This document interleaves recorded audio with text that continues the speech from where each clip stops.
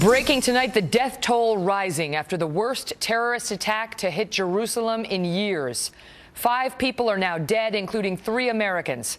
At least 7 others injured as the FBI joins the investigation, and security is tightened at high-risk locations here in the United States. Welcome to the Kelly File, everyone. I'm Megyn Kelly. The scene was gruesome in a quiet neighborhood in West Jerusalem, a spot far removed from the usual flashpoint for violence in this city. It was early this morning in Israel when 2 Palestinian cousins in their 20s entered a synagogue with at least 1 gun, a meat cleaver, and knives, intent on literally butchering the more than 24 people inside. While shouting Allahu Akbar, or God is great in Arabic, they started in on whoever they found. These are violent, disturbing images. At least 3 of the 5 men killed were rabbis, including one from Boston, one from Detroit, another from Boulder, Colorado. The man who just died tonight was a police officer responding to the scene. The images from the attack are horrific. Here you see a man who escaped the terror attack on the steps of the synagogue, covered in blood. And this is the image of a book on the floor of the sacred space, stained in blood. The terrorists were killed on sight, but when Israeli security forces went to arrest other suspects, the Palestinian crowds attacked and police there had to respond with tear gas and stun grenades. Watch.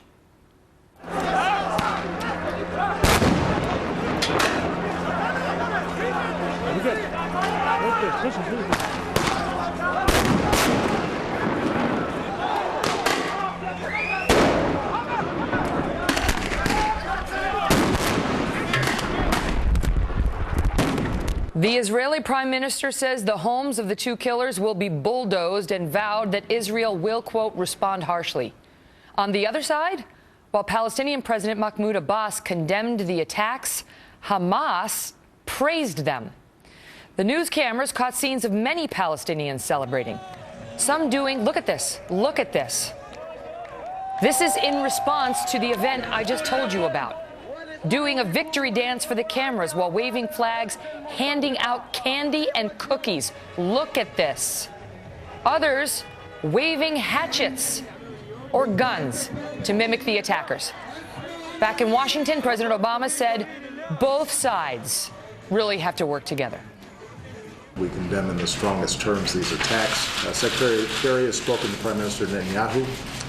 President Abbas has strongly condemned the attacks. Too many Israelis have died, too many Palestinians have died. And at this difficult time, I think it's important for both Palestinians and Israelis to try to work together to lower tensions and to reject violence. The majority of Palestinians and Israelis overwhelmingly want peace. The United States wants to work with all parties involved to make that a reality.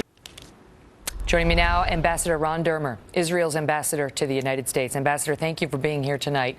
And your thoughts on President Obama calling for both sides now to maintain the peace, remain calm, and step down the violence. Well, we appreciate that the president condemned this action. We appreciate the Secretary of State, John Kerry, condemned the action. Unfortunately, President Abbas did not unequivocally condemn it. You said that you had mentioned that he had condemned it, but if you actually read the text of what he said, the first sentence of his remark was a condemnation, and the next sentence was once again accusing Israel of invading the Al-Aqsa Mosque that sits on the Temple Mount. So on the one hand, he's condemning it, with the other hand, he's inciting. This is a huge problem. The world has to send a very clear message to President Abbas that it is totally unacceptable to continue this incitement to violence and hatred against Israel. That's what led to the attacks that you saw today. Are we going to see that? Because we heard from President Obama, who said that President Abbas condemned these attacks. I mean, there was no second statement but then he went on to say the following things, and that's not sufficient, and he needs to own up. It was, thankfully, President Abbas has condemned the attacks, period.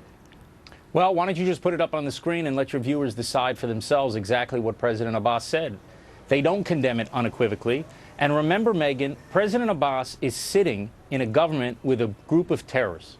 He is in a pact with a terror organization, Hamas, the same people who were dancing in the streets, those images that you just showed on television. President Abbas is in a government with them.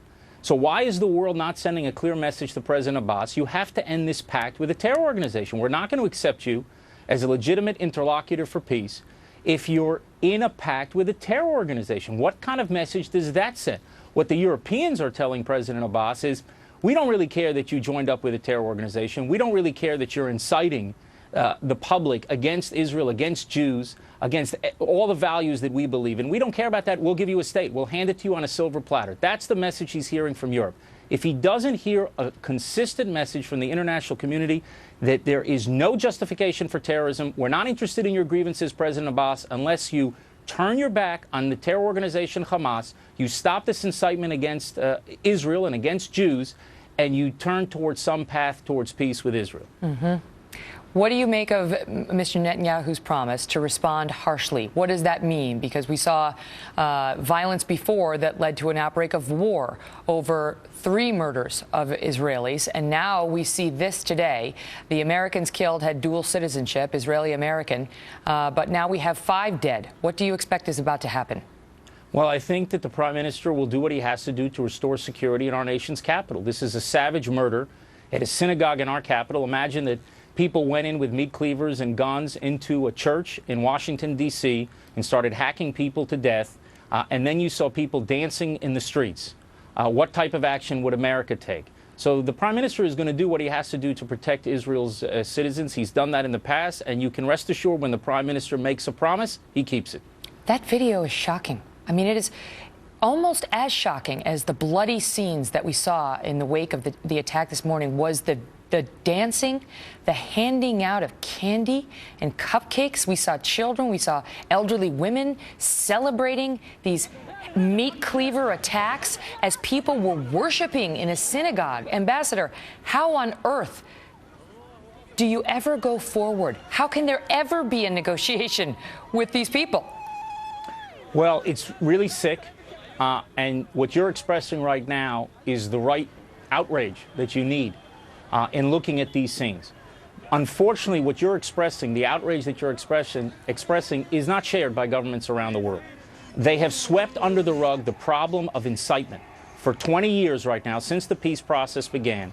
If you saw, Megyn, day after day, what Palestinians were putting on their television stations, which they control, in their official media, the newspapers that they control, in their textbooks, which they control in their schools, if you saw what they were educating a generation of Palestinians to believe, the scenes you saw today would not be shocking.